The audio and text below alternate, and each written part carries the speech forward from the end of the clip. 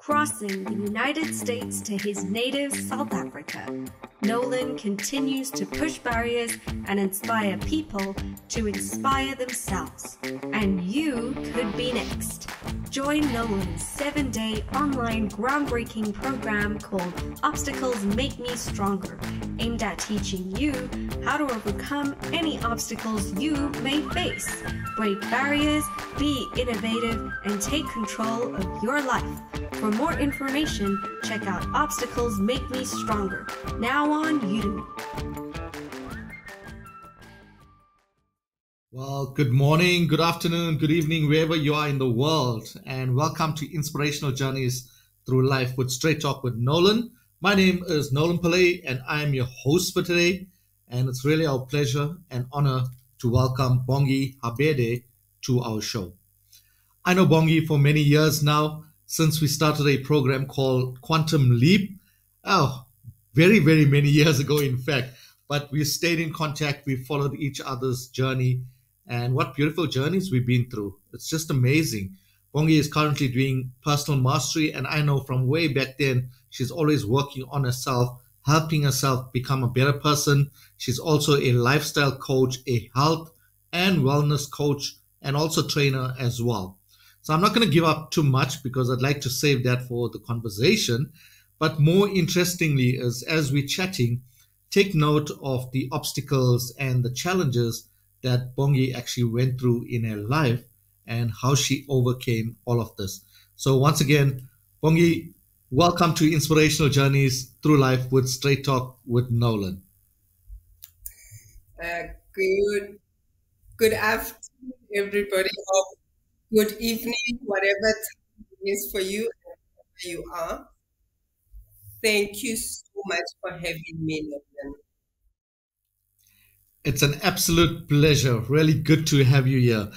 And, like I said, we've been in touch. We've kept in touch ever since we started off our personal journeys of becoming better people, in fact. And, if I look at your growth, I follow you on social media. You're doing some amazing work out there as well. And I'm so proud that I am connected with you. But let's get back to the beginning, right? Tell the audience a bit more about your childhood.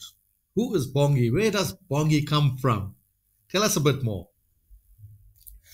Oh, Nolan, you're taking me back. It was like 60 years ago when I was born into this world. And like many other people, I don't remember much, like from zero. Oh my goodness. No, you're still on. I can still see you. Oh, okay. I don't remember anything from zero to, I remember my life around 4 when I was taken to live with my grandparents in Pretoria.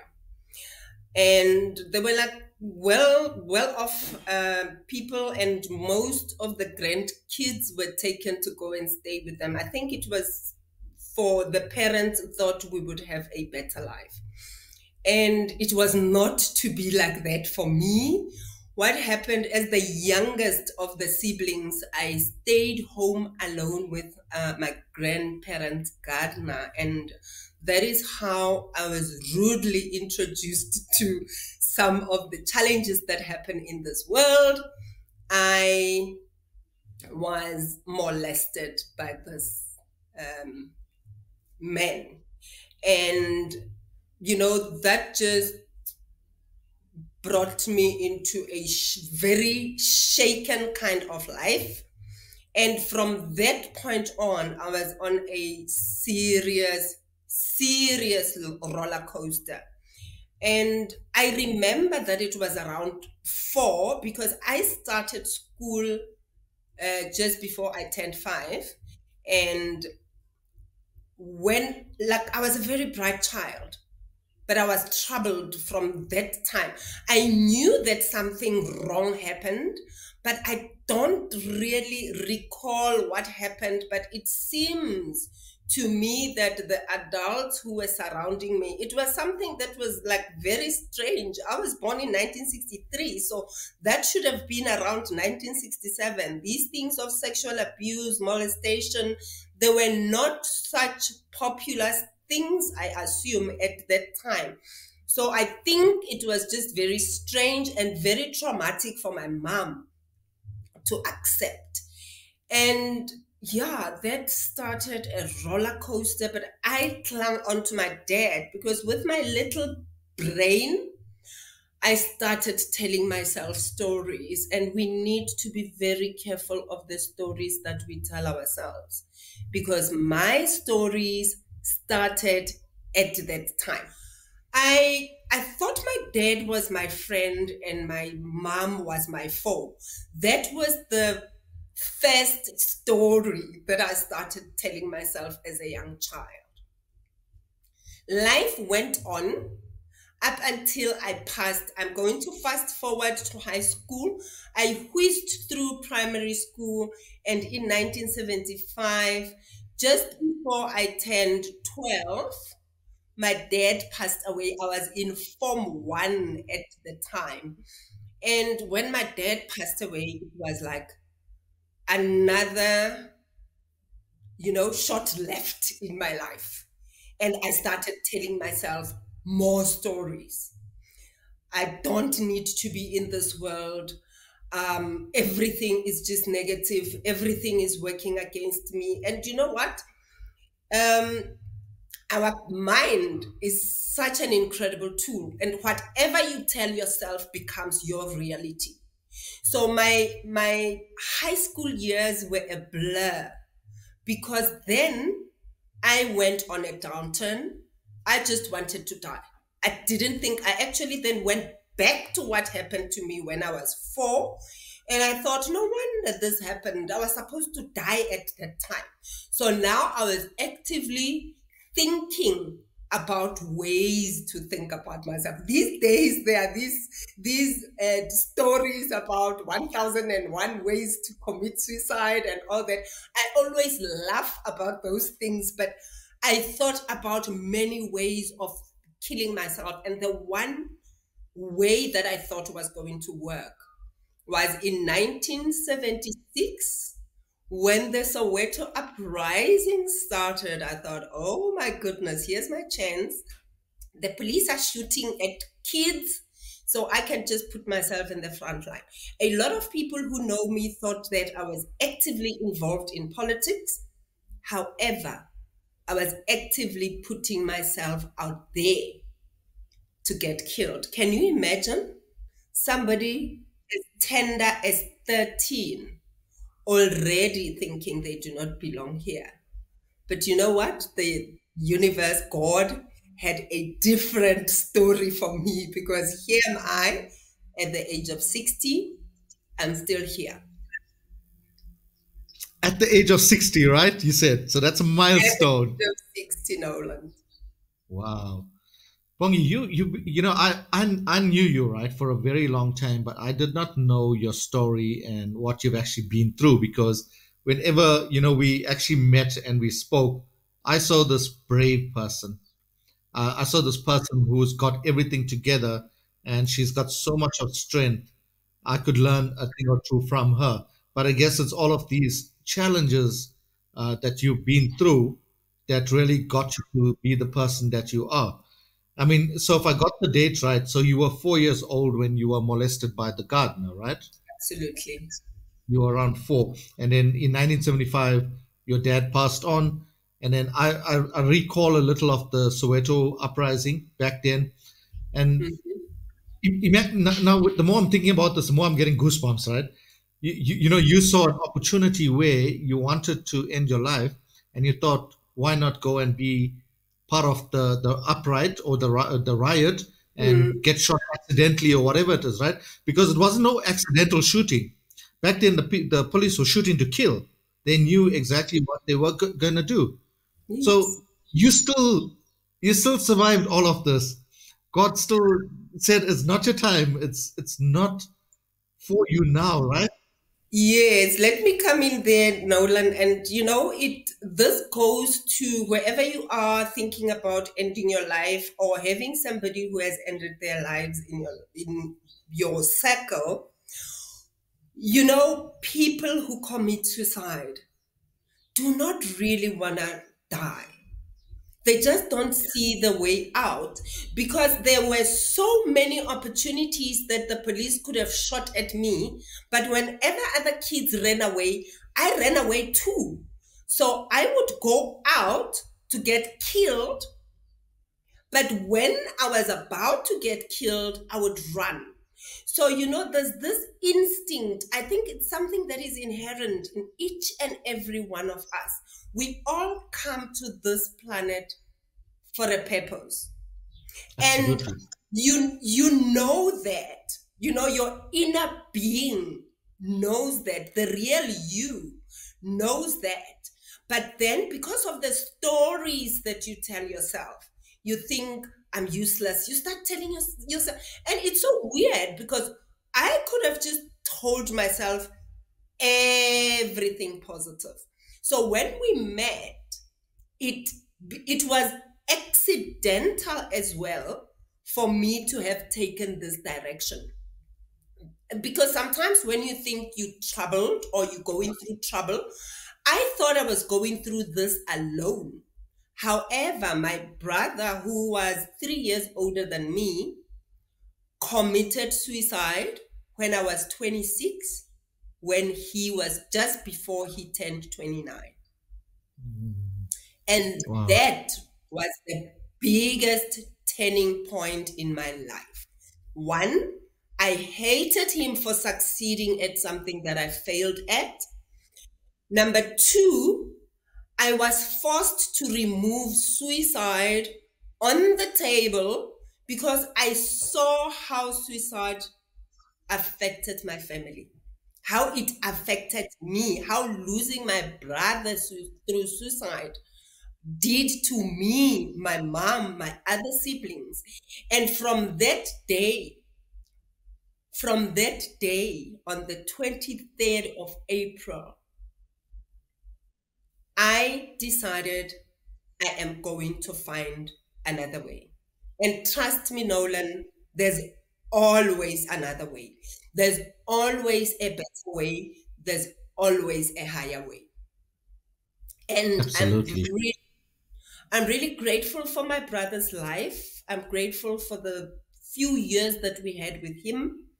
And I'm grateful, it would seem strange, but I'm grateful for his death because through his death, I found life. Wow. That is so profound as well. And I like the way you actually said it, right? That, you love your brother no matter what. He's your brother, he's your blood, but still you saw what it actually had done to the family. And then you realized that if you had done whatever the suicide back then how much more it would have affected your family. It would have had a bigger impact. I just want to go back to, when you had these suicidal thoughts, what was the main one at that point that prompted you to take your life? Nolan, it's a combination of things. But I would tell you right now it's the stories that we tell ourselves. I was having a conversation with a friend yesterday, and she was saying, depression is mainly caused by stagnation. When your life is moving, you have no time to sit and think about negative stuff. You're just thinking about the next step. What's the next move? Like when I was preparing for this interview with you, even if there was anything negative that was happening in my life at that moment, I would never have noticed it. So whenever you're stagnant, whenever you're sitting, I was thinking about all that. And I spent a lot of time sleeping. The other thing that I didn't mention was that my mom was very depressed. And this is what has really shifted me towards what I'm doing right now. Because I realized that if I knew what I know now, then I would have helped my mother as well. But there is no problem because I could help other people that I'm helping now who are going through what I went through, what my brother went through, and what mom went through. So she was sleeping all the time, and I learned sleeping a lot. And when you're sleeping, you're thinking. Yeah. And when you are sleeping and thinking, but you're telling yourself negative stories all the time, guess what was the prevalent thought in my brain? It was, I need to check out of this world. And the only time I would wake up and do something was to either go to school or to go find another opportunity to kill myself. But the other one was, I got married at the age of 23, and I actually thought my husband was going to save me. That's another thing. That's another lie that I told myself. And I found myself in a very emotionally and financially abusive marriage. And because I didn't trust anyone, I didn't tell anybody about that. And as you say, when you met me, you found this strong person who had it all together, because I had training for many years on how to hide my real feelings and actually pretend to be somebody I was not. So strange enough, I remember that day very clearly. It was Friday, the 13th of January, on a very same year that my brother killed himself in 1989. That was the day that I tried, literally with other people around me. We stayed on the 25th floor of a flat, and I tried to jump out of the flat because I thought, well, my husband doesn't want me, my mother doesn't want me, all those stories, nobody wants me, so I'd rather go. I didn't even know where I was going, they wanted me or not. That's the strange thing.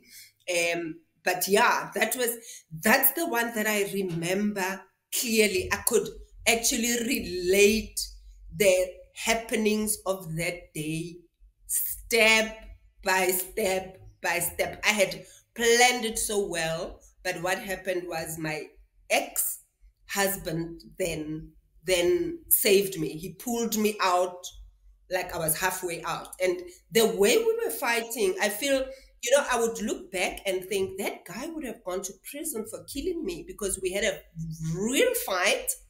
Mm-hmm. And then I tried to kill myself. So it would have been very difficult for him to prove that I actually took my own life, because outside I looked like a very bubbly, happy person. Yeah. And I was silently and sneakily trying to kill myself at any opportunity I could get. And guess what? A couple of months later, my brother succeeded.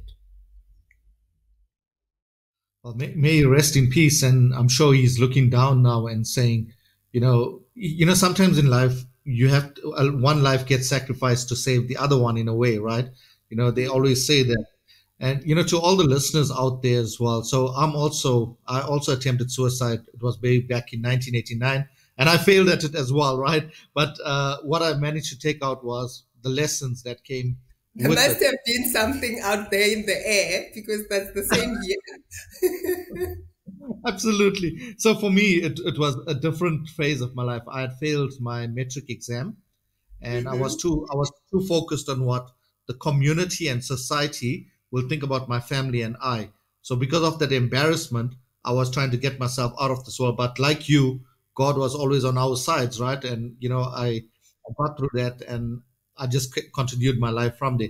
But I'm really grateful that you were able to figure this out on your own, and you realized that suicide was, although there were options out there, but it was not your time, because you still needed to do so many bigger things in the world. You still needed to impact more lives. And I have no doubt that ever since that time till now, you've added value to so many people's lives, be it family members, friends as well. They would have told you already that, hey, Bongi, you know what? When we look at you, we look at a person that's so resilient and somebody who we can come and talk to as well.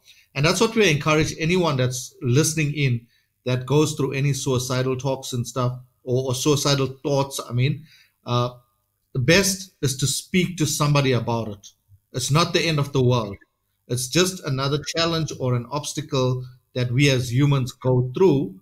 And it's best just to speak to people, get in touch with somebody and talk to them. And I like how you've come almost like a 360, right, Bongi? Because now you're pursuing wellness, you're focusing on personal mastery as well. So what pushed you to focus on wellness? When was that turning point? It's it's the same turning point, Nolan. You know, when you've been thinking death, death, death, death, death, now it's life, life, life, life, life.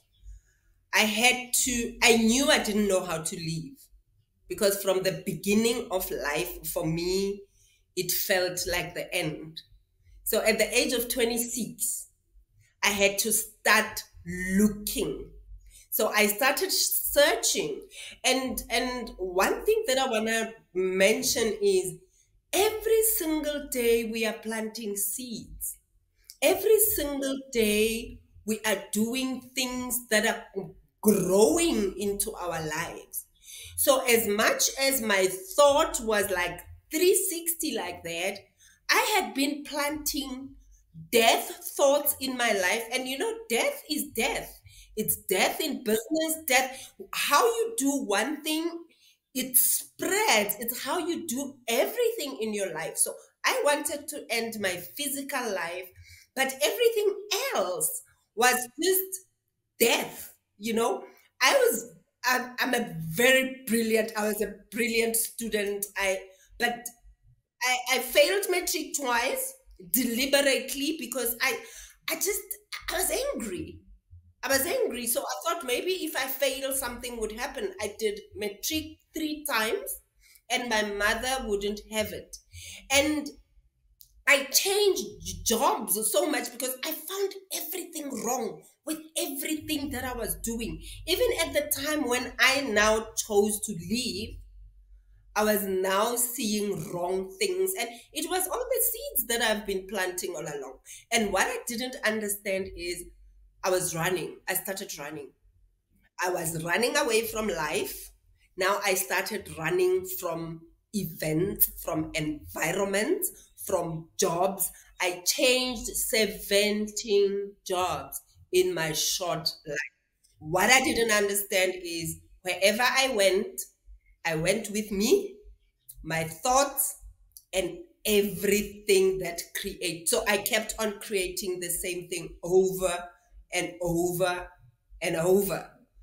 But because I didn't have an option to kill myself, whenever I failed, I would go look for another solution. That's my motto. There's always another way. And that way is always a higher way. Wow. I like that. I actually love that. That way is the higher way, right? Because people don't know today, or were not taught in today's life that there is other ways as well, rather than just ending it and forgetting about everything that happened. Because when we go through these suicidal thoughts, and I just want to speak a bit about this, because we don't realize at that time we are so angry with ourselves, we're so sad, depressed, so many emotions are going through. We don't realize that what we actually are trying to do, we don't know the effects of it on the people that we leave behind, what they have to go through and stuff. So that's why I would always say, if you are having these thoughts, rather speak to somebody. Do you have, does it ever cross your mind anytime, like ever since you passed that phase, did it cross your mind again? Nolan, it has, but if just for a split second. You see, Okay. thoughts are thoughts. And because Yeah. I planted them in my mind, but now because I went through a whole lot of reading, personal development, and I remember when I did Mind Power Yeah. with Robin Banks. That's where I learned that, you know what? I have thoughts, but I can decide what to do with the thoughts. and I learned it also from one of my mentors, that all I can say is thank you for sharing, because these things would come. They're not that often. Like I was mentioning earlier, that depression and negative thoughts, they come from stagnation. Yeah. There is anyone who can tell me that they're going through, they're depressed, or they have suicidal thoughts or whatever. Something is not moving in your life. And sometimes, even if you feel you want to make more money, or you're not getting that promotion that you want, movement is movement, Nolan. And that is why I am so much into fitness. If you stand up and go and take a walk, or go for a run, or do jumping jacks, just move your body, everything changes. Everything changes, because you introduce movement into your life. So all those negative thoughts, they will certainly go away. Yes, it takes training, but it's possible. Absolutely. And to everyone listening, Bongi is 60 years old and she's telling you this. I know, and Bongi knows, of people that are even half our age or a third of our ages that just sit and do nothing all the time. And they don't realize how it's going to impact them at a later stage. So Bongi, as you were speaking about that, right? I know you would have had to go through some forgiveness within yourself and forgive your younger self for certain things. What does forgiveness mean to you? Oh, it's everything. It's everything. Nolan, at the time when you and I were doing Quantum Leap, I don't know if you remember, we started just before the December holidays. Yeah. And we came back later. And before the December break, it was in 2014, I remember, because in December that year, I buried my mother. So I came back and I was like, death warmed up. Excuse me, my alarm is going off. I don't know why. I lost my mom. And at the time, I had gone through so much. I had to learn to love my mother. I had to learn to relate with a mother, like a mother-daughter. I was very afraid of mothers, because I used to think that mothers are not good people. I remember this one incident. I know I'm backtracking, but I need to mention this. There was this incident where I was young. I was in primary school, and I had a friend. I went to visit her at her home. I hope she gets to listen to this, but I went to her home, and as kids, we were just having fun at her home. And then at some point, she said, "There's my mother coming home." I didn't say anything to her, but I went out and I ran. I never stopped until I reached home. That is how much I was afraid of mothers. What happened to me, what I didn't mention as well, was that the grandparents that I was staying with were from my mother's side. So that is how I came to create these stories that moms are evil, moms are not nice people. And it wasn't just my mother, it was every mother. So when I was going through now, finding another way, reading, I realized that I needed to forgive. And I was raised as a Christian, but our prayer as Christians, our main prayer, there's a part that says, "Forgive us our sins as we forgive those who sinned against us."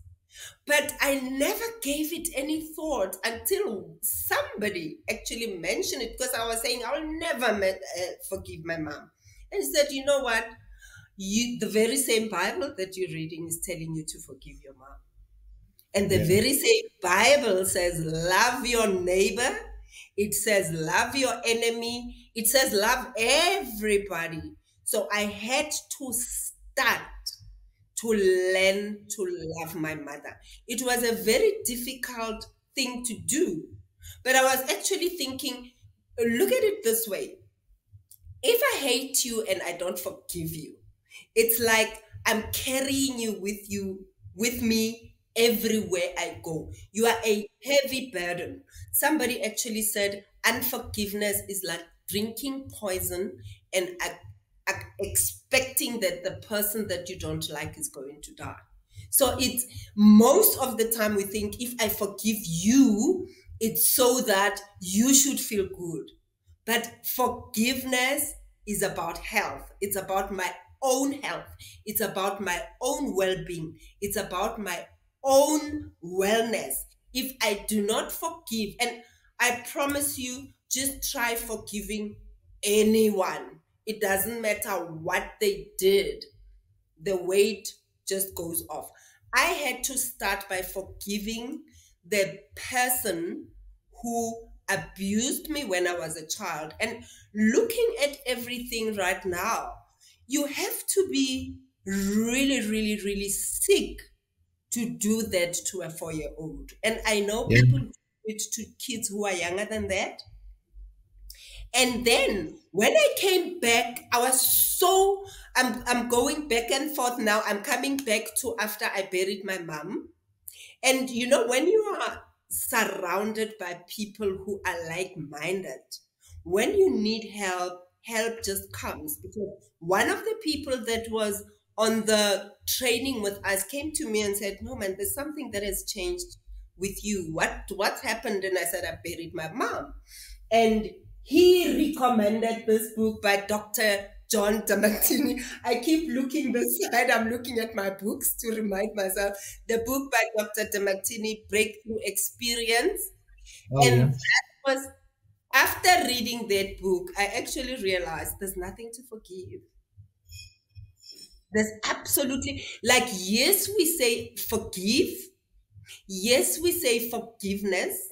But when you look at it, whenever you go out there, Nolan, and do whatever you are doing, some people may not take it as a good thing. But you're doing what you do. You're doing what you know. That's the best thing you know. My mom took me there because she thought it was the best thing to do. The guy who abused me did that because he didn't, I don't even think he knew what he was doing. Or even knew what he was doing, he didn't know that it was something that was going to have such a big impact in my life. You know, people go about their lives day to day doing their best. Just as I'm going day by day doing my best, everybody that I think I need to forgive is doing that. So all I needed to do is, you know what? All things work together for my good. Whatever happened, imagine if I wasn't abused as a child. I don't think I would be sitting here with you, talking to you. Everything builds on everything else. So instead of that, I look at being grateful for everything that has happened to me. I can name good, I can name it bad, but if we come to think of it, nothing has meaning except the meaning that we give it. I love that. Nothing has meaning except the meaning you give it. It's so true as well. And you know, you spoke so well about forgiveness, Bongi. And I think I just want the audience to know that if you can't forgive firstly yourself for whatever happened in the past, or whoever has done whatever to you, it's going to block you from moving forward. So you have to forgive your younger self and whatever you've been through in order to move forward. If you don't, you're always going to be hitting stumbling blocks and always getting stuck. And I know the fact that you've done your forgiveness exercise, Bongi, to yourself, firstly, and to the gardener guy, you've really changed, and this has allowed you to grow into the person that you are growing into and becoming as well, right? And this can only work when you focus on personal mastery, focused on self-actualization. Self-actualization or self-worth is so important in the century that we live in. We got to look after ourselves. Nobody's going to look after ourselves. No partner, spouse, whoever is going to look after you. You got to take ownership of your one and only life and look after your life for the betterment of you. I can't tell Bongi what to eat, what to drink. That's all on her. She makes the choice. She can't tell me what to eat and drink. It's on me. And when I realize the bad or the negative effects it has on me, that's when I would stop and say, but hey, this is not good for my body. Treat your body like a temple. Treat your body like a sacred place. That's so important. So, Bongi, I'm very interested in, your journey has been such a beautiful one. Again, I'm just so grateful that you're here to tell the story, because like you said, if you had not gone through the incident when you were 4 years old, you wouldn't be having this conversation. Tell us, what are you pursuing currently in life? What are you doing currently? What are you pursuing in life currently? Oh, right now. Yeah. I mentioned earlier, Nolan, that I hid my true self very well. I knew, if there's one person who knows how to wear a mask, that's me. When you ask a whole lot of people that know me, or that think they know me, they will tell you how happy a person I am, what a happy-go-lucky person I am, and all that. But I was wearing a mask.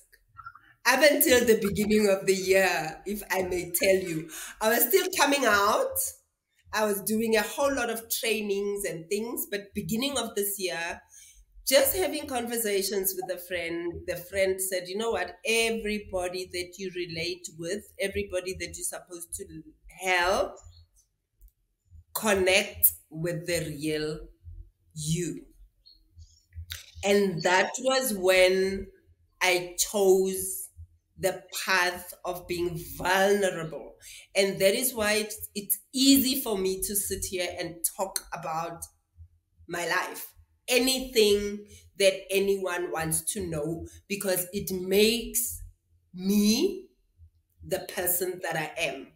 And that's exactly what I'm pursuing now. I am helping other people understand that there's only one you, there's only one me.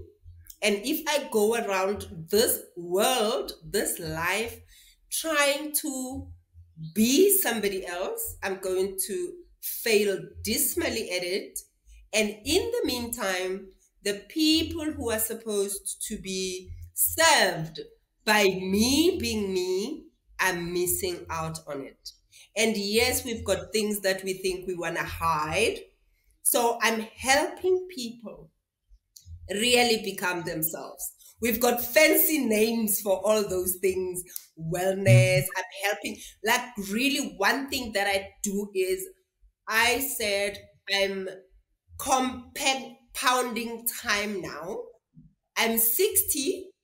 I am planning and asking God every day to give me another 60 years, but not 60 years in and out of hospital. That is why I'm taking care of myself and I am feeling fit, active, and good, so that I can be well enough to help other people. Because when you're sick, Nolan, the only thing you think about is getting well. I can never think about helping somebody else when I'm sick. So this is what I'm pursuing. Being the real me, taking care of the real me to be the best version of me, so that I can offer myself to the world as the whole me, not somebody who thinks people want to see this or that. So I'm just offering myself to the world and saying, hey, here am I. I've been through it. I can help you. Here are my scars. So I'm not hiding anymore. Wow. Very well said. Very well said. And I like that you said that we are kind of like a work in progress, because we always need to assess where we are and kind of decide or strategize on how we can move forward, what lessons do we need to take, and how do we go about it as well. So thank you so much for sharing that, Bongi. What do you do for fun? I'm curious. You know what? I wake up in the morning and it's fun. I spend so much of my time thinking about negative things right now. If it's not fun, I'm not doing it. But at the moment, the main thing is have always loved the outdoors. And right now I'm into hiking. I'm into hiking. So if you tell me let's go climb some mountain or climb some tree or do something dangerous, that's me. I'm having fun. And if there's a group of people that are like talking about movement forward to move everybody else away from negative thinking, that's fun for me. And the latest thing that I have discovered, which is absolutely fun, is taking care of myself and talking endlessly about it. I mean, I can sit with one person, I can sit with 100 people and just talk. And I love food. I eat for fun. I eat Awesome. for fun. And people would think, the thing is, when you talk wellness, people think, oh my goodness, she's going to starve us to death. But I eat. Yes, I eat well. I eat good, but I eat well because I know this temple needs to be taken care of. But if there's anything to be climbed, I'm going for it. And on my vision board is a trip to climb Mount Kilimanjaro. And let me tell you, I was diagnosed with a chronic illness, which is said to prevent me from doing that. But that is the other thing that has just made me to say I'm going for wellness all along. Because you know what? If I think I can do it, I know I can do it. And there are so many things that we stop doing because somebody, some doctor, some nurse, some friend, somebody we met around the corner told us that we couldn't do it. So I will pursue strengthening myself to be able to do that. And if I don't do it, it would be that maybe I've hit 120 and there is no opportunity for me to do it. So I will pursue it as we are work in progress, but that's one of the things I want to do. I don't know, after Mount Kilimanjaro, I'll have another mountain to climb, but right now is what I would like to do. So yeah, now we all are climbing mountains in life. Even if it's not a mountain, it's some Yeah. challenge or obstacle as well. So so that next year August, I'm taking a group of climbers up Kilimanjaro. We're doing it for mental wellness and cancer. So the team is growing. So I'm just putting the offer out to you. If you are really keen, I need to finalize the climbers by the end of June. So take a few days, think about it, and let's have that discussion. Yeah. So we'll definitely connect on that. But to everyone else, thank you so much for listening to our show today. Please don't forget to like and subscribe to our YouTube channel. We also on Anchor FM, Spotify, Apple Podcast as well. Look for the handle Straight Talk with Nolan. And Bongi, it's been a privilege and an honor to have you on today. If there's anything that you want to leave the listeners with, what's that one thing what's that one bit of nugget or advice that you can give the listeners today? Oh, thank you for having me, Nolan. I've really had fun. One thing that I would like to leave the listeners with is be yourself and have fun doing it. Be yourself there's no way you can fail being yourself. And keep moving. Keep Wow. moving. Keep So moving. keep Whenever moving. it's tough, move. Whenever you're having fun, move. Just keep moving. That's really good, sound advice, right? Because, in our circle of friends or people that we know, families, colleagues, etc., a lot of people don't like to move. A lot of people just, and that's what leads to what you said early on, stagnation. They don't want to grow. And I guess a lot of people don't know how to as well. So if you are struggling with understanding how to move forward, like I mentioned, Bongi is a life coach as well. She's into wellness. She does personal mastery. Make contact with her. She's gonna share contact details with us shortly. But get in touch with anyone and ask for advice. Don't sit and just wait to die. In other words, rather do something with your life. Life is about being purposeful as well.